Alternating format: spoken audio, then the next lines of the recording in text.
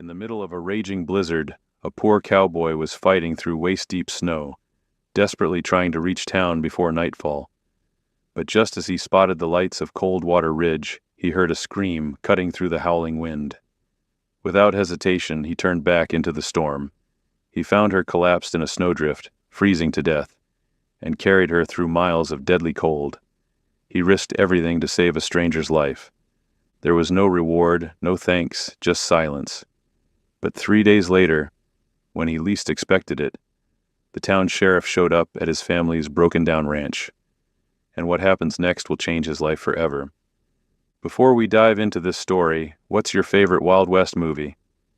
Comment below and let us know. Eli Morgan didn't look like much of a cowboy. Not the kind who wore fancy spurs or carried pearl-handled revolvers on their hips. He was 16, lean as a willow branch, with sun-darkened skin and calloused hands that had known hard work since he could walk. Every morning before dawn broke over the frost-covered hills of Coldwater Ridge, Wyoming, Eli was already up and working. He'd haul water from the frozen creek, chop firewood until his shoulders burned, then ride 4 miles on a half-lame mule to the Carson Ranch where he mucked stables and mended fences for 50 cents a day.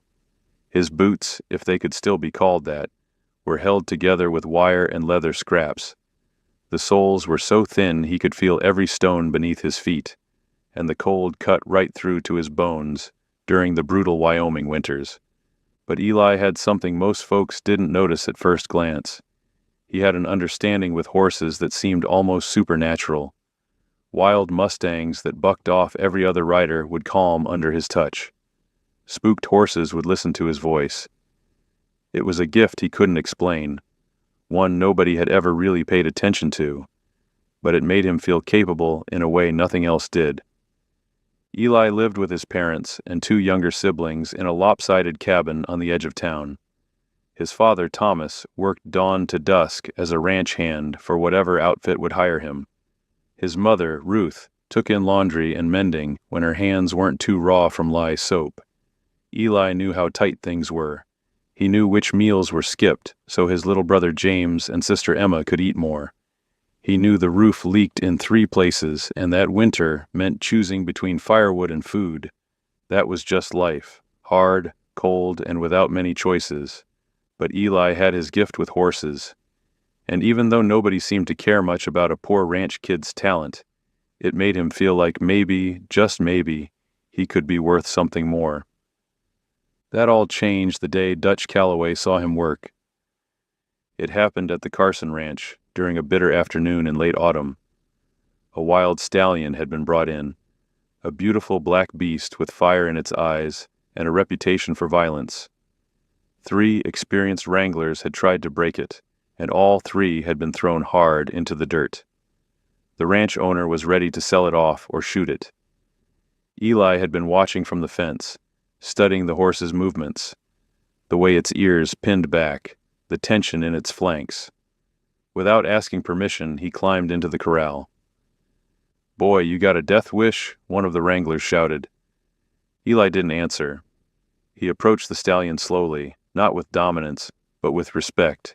He spoke low, steady, his voice barely audible over the wind.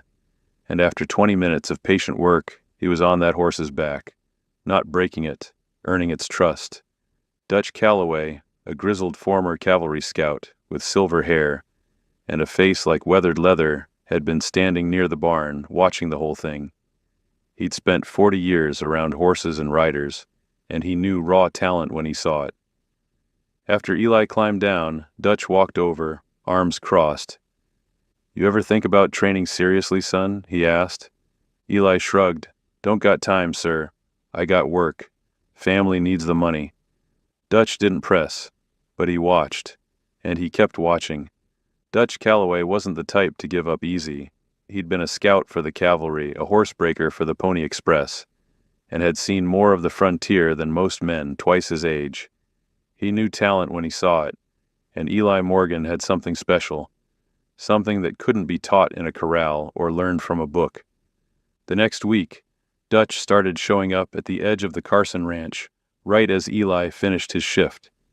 He'd be leaning against the fence post, a worn saddle blanket over one arm, and a thoughtful look in his pale blue eyes. "Thought you might want to learn a few things," Dutch said one evening, gesturing toward a rope and bridle he'd brought. "No charge, just time." Eli hesitated. "My folks won't like it. They think anything that ain't paid work is wasting daylight." And they did. When Eli mentioned it at supper that night, his mother's face tightened with worry. "Eli, horse training won't put food on this table," Ruth said, her voice strained but not unkind. "It won't pay for your sister's medicine or keep the roof from caving in. You work, you save what you can, and maybe one day you'll have enough to survive. That's how it is for people like us." His father said nothing, but the exhaustion in Thomas Morgan's eyes spoke volumes. They weren't cruel. They were terrified. They'd seen too many dreams die in the dirt, too many promises turn to dust. But Eli made a choice. He didn't argue. He didn't beg. He just started waking up earlier. An hour before dawn, he'd meet Dutch by the old corral behind the livery stable. They worked in the cold, their breath clouding the air, as Dutch taught him not just how to handle horses, but how to read them, how to move with them, how to earn their respect instead of demanding it. "It ain't about breaking their spirit, boy," Dutch would say, his voice rough but steady. "It's about showing them you're worth trusting. Same goes for life." Eli kept his chores up, kept his wages coming in, and somehow fit the training between everything else. He worked until his hands bled, until his legs could barely hold him upright, but he never complained. Deep down, he wanted something more. Not just for himself, but for his family. He wanted to prove that hard work and heart could lead somewhere other than another day of barely surviving. At school, when he could manage to attend, not everyone saw it the same way. Some of the ranch hands' kids started noticing Eli's early morning training sessions, and they had plenty to say. "Look at Morgan, thinks he's going to be some kind of horse whisperer," one boy sneered. "What's next? Gonna join the circus?" The worst came from Clayton Barlow, the 17-year-old son of Augustus Barlow, the wealthiest cattle baron in the territory. Clayton was tall, arrogant, and dressed in custom leather with silver conchos on his belt. His father owned half the land around Coldwater Ridge, and Clayton never let anyone forget it. When he heard Eli was training with Dutch, he laughed loud enough for half the town square to hear. "Hope you don't freeze to death out there, Morgan," Clayton said with a smug grin. "This ain't a game for poor kids playing cowboy." Eli didn't respond. He didn't have the energy to waste on noise, but it stung. Even Dutch faced whispers around town. At the saloon, an old rancher said to him one night, "You're filling that boy's head with fool's hope, Dutch. Letting him think he can be something more than what he is. That ain't kindness, that's cruelty." Dutch took a slow sip of his whiskey and replied, "The difference between hope and cruelty is whether someone's willing to work for it." And that boy? He's willing. Still, things at home weren't getting easier. Winter was closing in fast, and the Morgan family was barely holding on. One night, Eli came home to find his little sister Emma coughing violently, her lips pale and her breathing shallow. The medicine they needed cost $2. They had 30 cents. His mother sat by Emma's bedside, silent tears streaming down her face. Eli stood in the doorway, fists clenched, feeling the weight of the world pressing down on his chest. The next morning, he showed up to train with Dutch, quieter than usual. Dutch handed him a canteen but didn't say anything at first. After a long silence, he finally spoke. "Sometimes the hardest part of this life ain't the work, Eli. It's choosing to keep going when you've got every reason to quit." Eli tightened the reins in his hands, jaw set. "I ain't quitting." Dutch nodded slowly. "I know you ain't." Winter came early that year, and it came hard. The first snows arrived in October, blanketing Coldwater Ridge in a thick white silence that seemed to swallow sound itself. Work became scarcer. The ranches cut back on hired hands, keeping only their most essential men. Thomas Morgan's hours were slashed in half, and Ruth's laundry work dried up as families hunkered down to survive the cold months ahead. Eli picked up whatever jobs he could find.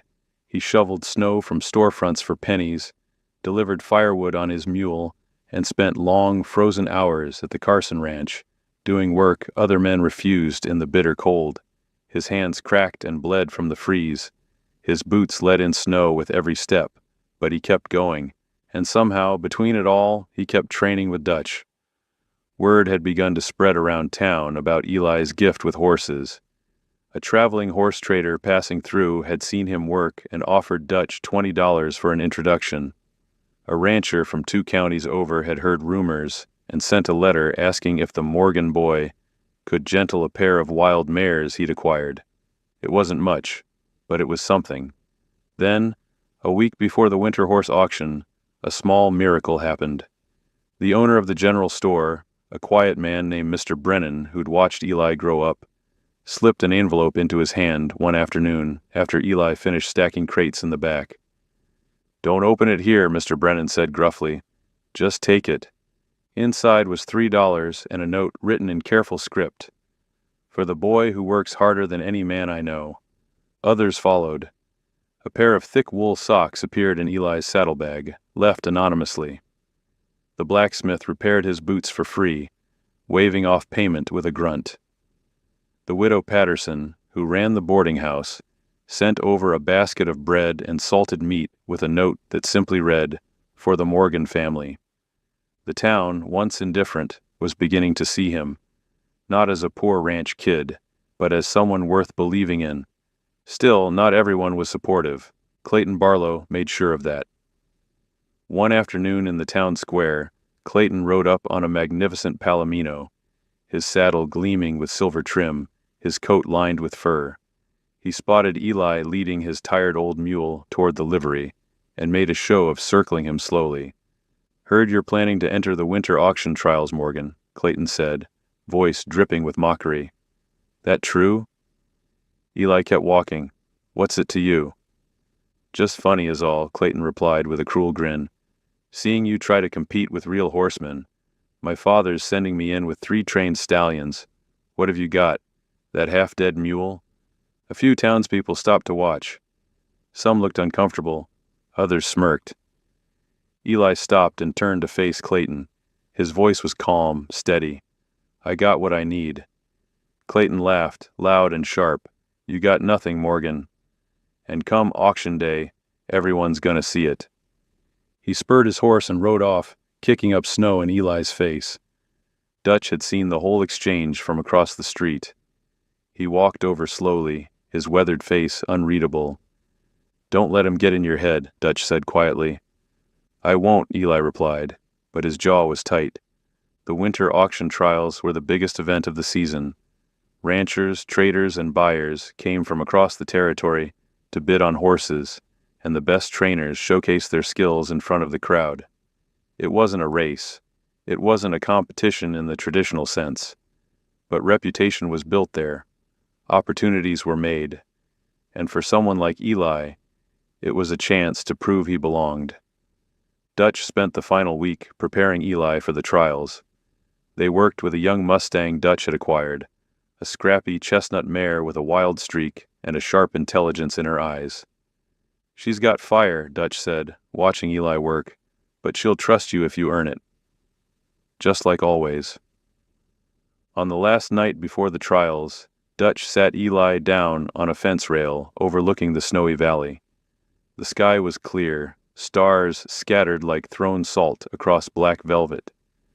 "You ain't competing against Clayton tomorrow, Eli," Dutch said. "You're competing against every voice that ever told you that you weren't enough.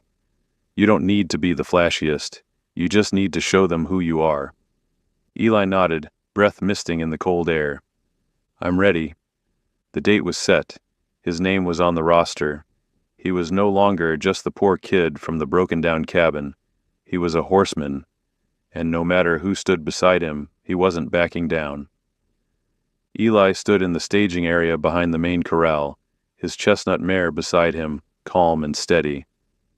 She wasn't the prettiest horse there. Her coat wasn't polished like the Barlow horses, and she didn't have fancy tack, but her eyes were clear, intelligent, and when Eli placed his hand on her neck, she leaned into him. Dutch stood nearby, arms crossed, his face weathered and unreadable. "Remember what I taught you. Don't rush it. Let her show them what she can do." Eli nodded once. Across the way, Clayton Barlow sat astride a magnificent black stallion, surrounded by his father's ranch hands. He caught Eli's eye and smirked, tipping his hat in mock respect. Several well-dressed buyers stood near the Barlow family, clipboards in hand, already taking notes. Also in the lineup was Sarah Hastings, the sheriff's daughter. Eli had seen her around town before, always riding alone, always with that determined look in her eyes. She was 17, skilled with horses, and had a reputation for being as stubborn as she was talented. She rode a sleek gray mare and kept to herself, ignoring the whispers from the men who didn't think a girl belonged in the trials. When the event began, each rider was given a series of tasks, guiding their horse through obstacle courses, demonstrating control and trust, showcasing the bond between rider and animal. It wasn't just about speed, it was about partnership. Clayton went first, his stallion performing with precision, every move rehearsed and polished. The crowd clapped, the buyers nodded approvingly. Sarah went next. Her performance was flawless, her connection with the gray undeniable. Even the skeptics had to respect what they saw. Then it was Eli's turn. He rode into the corral with quiet confidence, no flash, no showmanship. Just him and the mare. He guided her through the obstacles with barely a touch of the reins, his voice low and steady. She responded to him like they were one being, moving together in perfect rhythm. The crowd fell silent. Even the buyers leaned forward. Dutch stood at the edge of the fence, stopwatch in hand, a faint smile tugging at the corner of his mouth. Eli finished strong. The applause was genuine this time, not loud, but real. But then the wind picked up, sharp and sudden. The temperature dropped fast, and within minutes snow began to fall. Not gently, hard, driving flakes that stung the skin and cut visibility down to nearly nothing. "Storm's moving in faster than expected," someone shouted. "We need to get these horses inside."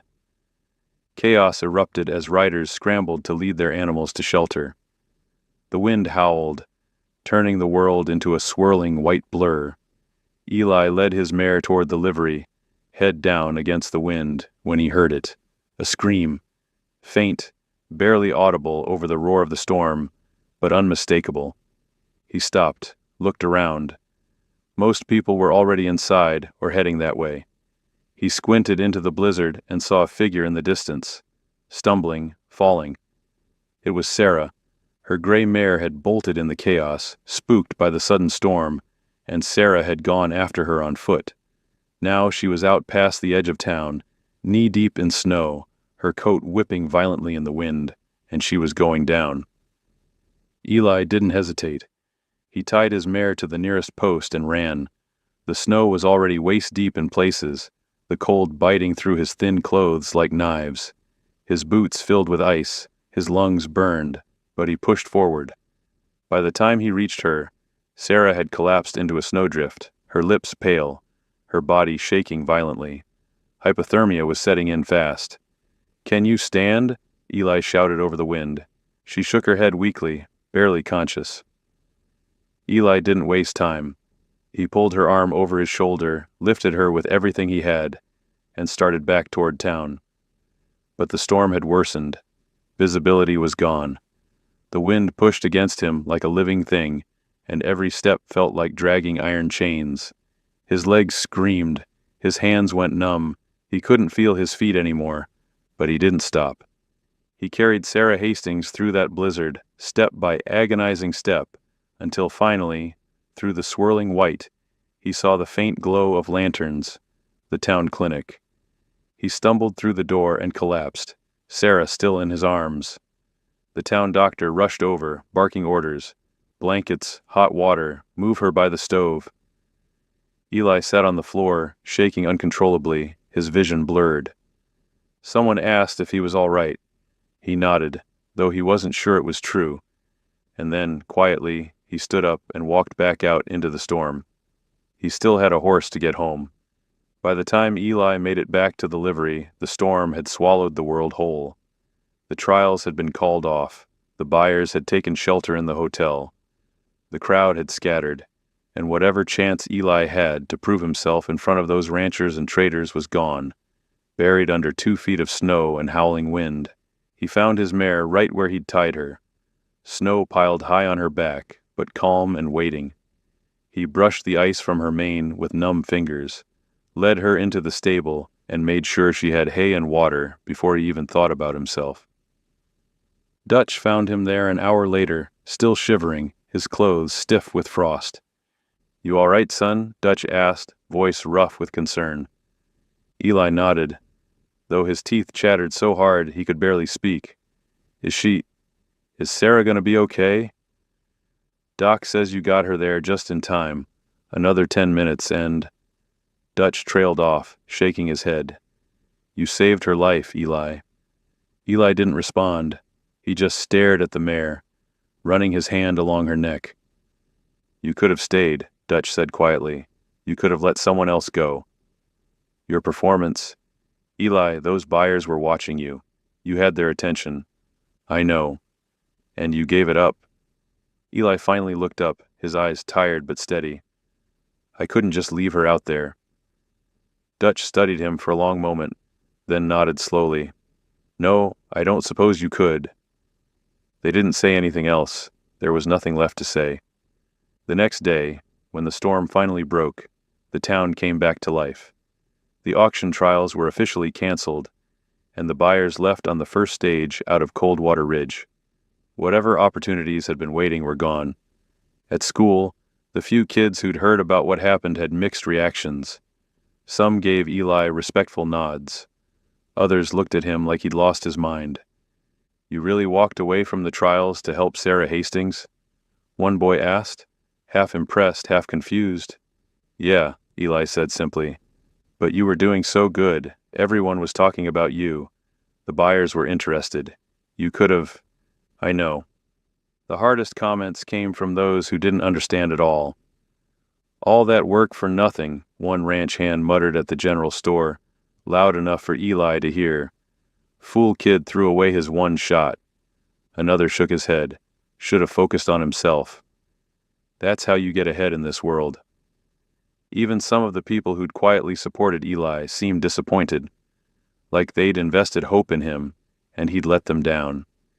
Eli heard it all, and he stayed quiet. He thought about explaining, about telling them that Sarah was barely breathing when he found her, that her skin had been ice cold, that if he'd waited even a few more minutes, she might not have made it, but he didn't. He figured if people needed a trophy or a title to understand why he did what he did, then maybe they weren't ready to hear it anyway. Clayton Barlow, of course, had plenty to say. He found Eli outside the livery 2 days later, that same smug grin plastered on his face. "Heard you played hero during the storm, Morgan," Clayton said, leaning against the fence. "Real noble of you. Too bad nobility don't pay bills." Eli kept brushing down his mare, didn't even look up. "My father's already talking to those buyers about me," Clayton continued. "Got 2 offers for apprenticeships. Guess they figured out who the real horseman is around here." Eli finally glanced over, his expression calm. "Good for you, Clayton." Clayton's grin faltered slightly, like he'd expected more of a reaction. When he didn't get one, he scoffed and walked away. Dutch found Eli that evening, sitting on the steps of his family's cabin, staring out at the snow-covered hills. "You all right?" the old man asked. "Yeah," Eli said, "just thinking." "About what?" "About whether it was worth it." Dutch sat down beside him, silent for a moment. Then he spoke, his voice low and firm. "Let me tell you something, Eli. The world's gonna measure you by wins and losses, by money and status. But the measure of a man ain't in what he gains, it's in what he's willing to give up when it matters." Eli looked over at him. "You did right," Dutch said. "And the right thing don't always come with applause. Sometimes it just comes with knowing you did it." Eli nodded slowly, something settling in his chest. Yeah, he said quietly. I know. And for the first time since the storm, he felt at peace. 3 days after the storm, Eli was out behind the cabin splitting firewood when he heard the sound of hooves crunching through the snow. He looked up, axe still in hand, and froze. Riding up the narrow path toward the Morgan cabin was Sheriff William Hastings, tall and broad-shouldered, his badge glinting in the winter sunlight. Behind him, wrapped in a heavy wool coat and riding her gray mare, was Sarah. Eli's mother stepped out onto the porch, wiping her hands on her apron, her face tense with worry. His father emerged from the side of the cabin, confusion and concern written across his weathered features. Sheriff Hastings dismounted slowly, his boots sinking into the snow. He wasn't wearing his usual stern expression. Instead, his face was softer, almost hesitant. You Eli Morgan? The sheriff asked, though his tone suggested he already knew.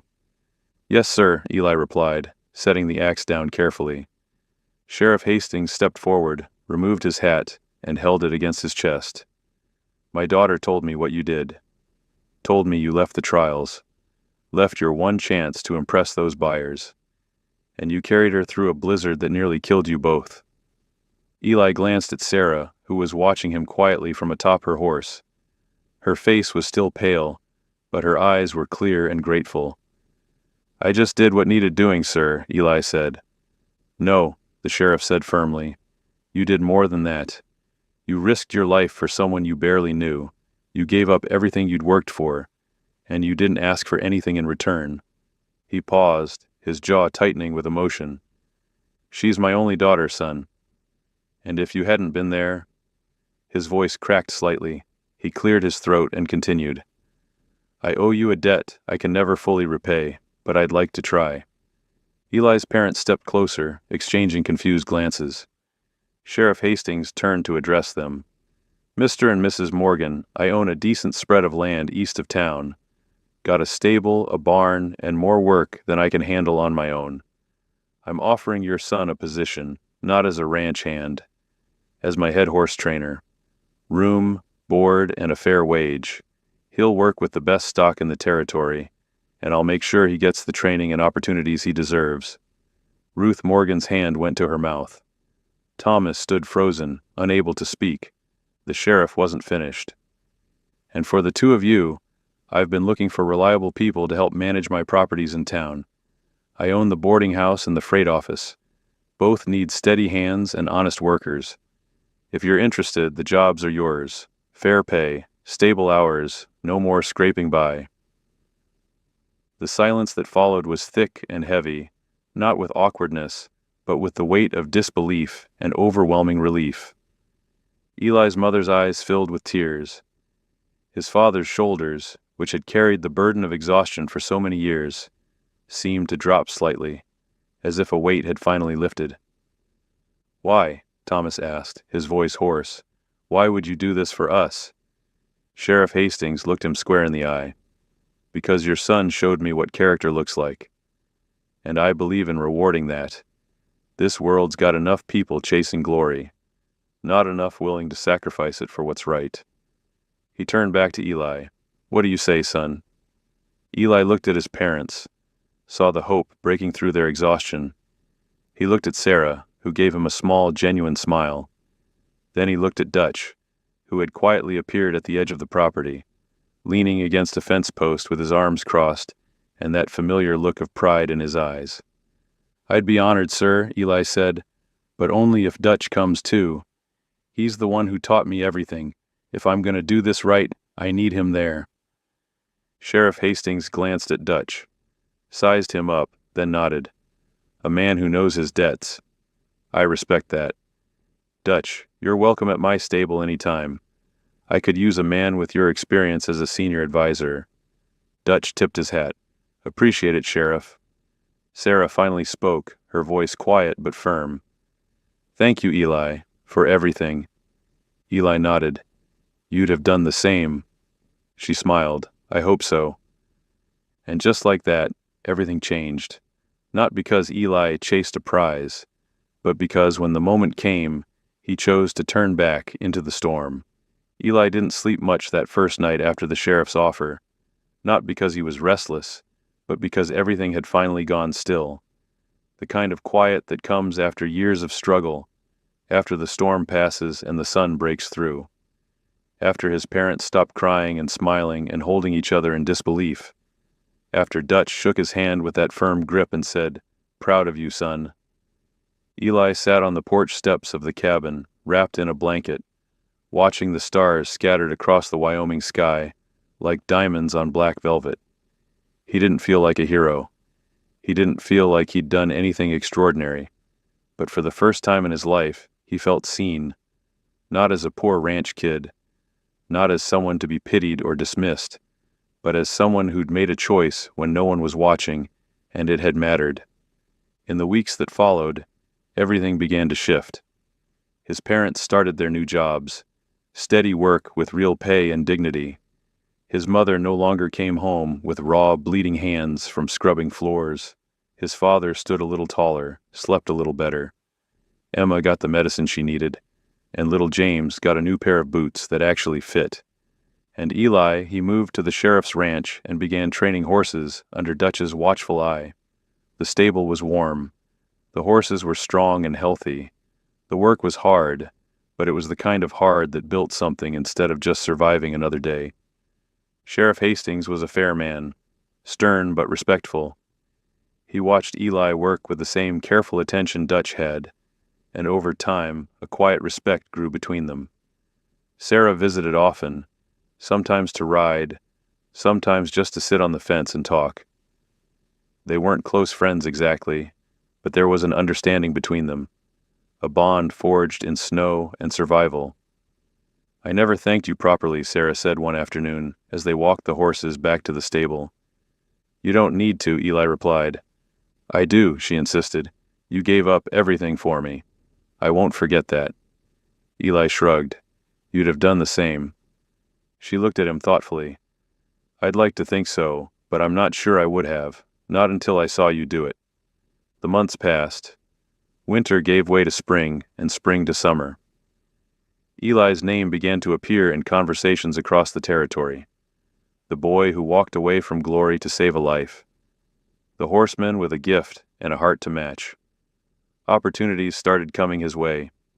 Requests from ranchers, traders, even a cavalry officer looking for someone to train their mounts. But no matter how far his reputation spread, Eli never forgot where he came from. Once a month, he rode back to Coldwater Ridge, back to the old part of town where the cabins were crooked and the people were tired.